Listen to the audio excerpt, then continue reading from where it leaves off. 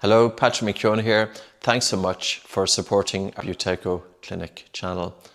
Can I ask you a big favour? Would you mind subscribing? And with this, we can support the channel more, we can put out more videos, and it would really mean a lot. Buteyko, for me, has been life-changing and life-changing for the people that we're working with, and we would love to see it getting out there. So please subscribe. Thanks very much. I would like to go through the 3 breathing exercises and techniques that I personally use the most. Now, it has to start with in and out through the nose. And I know you've heard me talk about this before, but yet it's still common for both children and adults to breathe through an open mouth. It could be during rest, during physical exercise, or during sleep. Your nose is where it's at when it comes to breathing. So just let's do kind of a breakdown of the nasal airway. So you have your nose, and this is the part of what you look at when you look at yourself in the mirror. You think this is your nose, but your nose goes well back within the skull. And this then is your nasal cavity. So here you have your nostrils, here you have your hard palate, and here you have your soft palate. And just to get an extent of this, put your tongue into the roof of the mouth, drag your tongue all the way along the roof of the mouth until you feel the soft palate right at the back of the roof of the mouth. Above your mouth is your nose. So in other words, the roof of the mouth is the floor of your nose.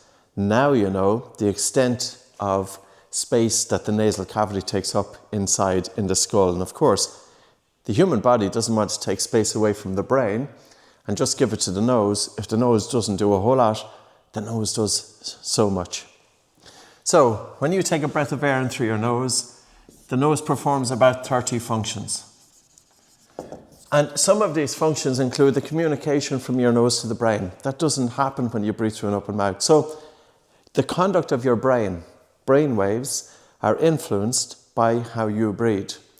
So for example, if you open your mouth to breathe, researchers have found that the parts of the brain associated with speech light up. If you breathe through an open mouth and parts of the brain that are associated with speech light up, we're more prone to rumination. We're more prone to overthinking. By breathing in and out through the nose, we breathe softer, we breathe slower, we breathe lower, with a better rhythm, greater recruitment of the diaphragm, and there's so much going on with nasal breathing. So anyway, I said my number one thing with breathing is, of course, it's breathing in and out through the nose. That goes without saying.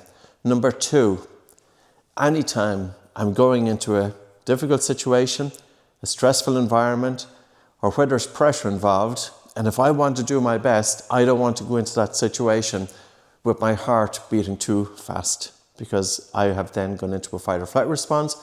I'm not going to do my best. Because if we're in this fight or flight response, the brain is interpreted, oh my God, there's a threat, let's get you out of there. That's why you can't think straight when you're under pressure. You have to tell the brain that you're safe. How can we do that? We can do that through the breath. What's the simplest way to do it? Take a soft breath in through your nose and a relaxed and a slow and a gentle breath out. Don't breathe out fast.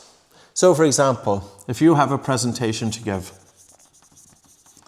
or if you have a meeting with somebody and it's a little bit awkward and this person is a bit tricky, you have those sort of meetings, how can you help to self-regulate that you go into this situation calm and composed? And here, you take a soft breath in through your nose and a relaxed and a slow and a gentle breath out. No need to time it. No need to breathe in for 3 seconds and out for 5 or anything like that. Just slow down the speed of your breath relative to how you normally breathe. Because when you have that nice and slow and relaxed exhalation, you are telling the brain that you are safe. When the brain senses that the body is safe, the brain then will send signals of calm to the body. The third exercise that I use the most is, of course, reduced volume breathing, or breathe light. And this is when I reduce the volume of air that I bring into my body. Now you might say, why is that? Oxygen is good. Why would you bother breathing less air? Well, the fact is, when I breathe less air, carbon dioxide increases just a little in my lungs and blood, and it helps to improve my blood circulation. It helps to improve my oxygen delivery. It helps to stimulate the vagus nerve, and it helps to improve my everyday breathing pattern. There's a lot going on with this simple breath. So simple. And that's what the Buteyko method is about. So how would you do it? Earlier on I said that when you want to tell the brain that you're safe, you take a soft breath in through your nose and a relaxed and a slow and a gentle breath out. With the breathe light, you just soften it just a little more. So you really soften and slow down the speed of the air coming into the nose, almost that your breath in is imperceptible, almost as if you were hardly breathing at all. So you're taking the softest of a breath in, and then a really relaxed and a slow and a gentle breath out. You were under breathing. If somebody looks at your breathing, they won't see much, and that's the thing. You don't want to give the game away. This isn't about huffing and puffing and blowing off carbon dioxide and causing our blood vessels to constrict and driving up blood pH and reaching these euphoric states. No, there's a purpose for that. This is about down-regulating. This is about improving everyday breathing patterns. This is about improving blood circulation. This is knowing how to breathe to influence your physiology. I always had cold hands and feet. Always. All the way throughout my life. Cold hands, cold feet. And I remember the day I started breathing less air and the temperature of my hands increased. You can try that too. Check in. How does your body respond? I know this is an exercise hardly anybody ever talks about. You never hear this exercise inside a yoga class. You never hear this exercise inside a Pilates class. Who talks about this exercise? Who talks about breathing less air? That's Buteyko. An amazing discovery.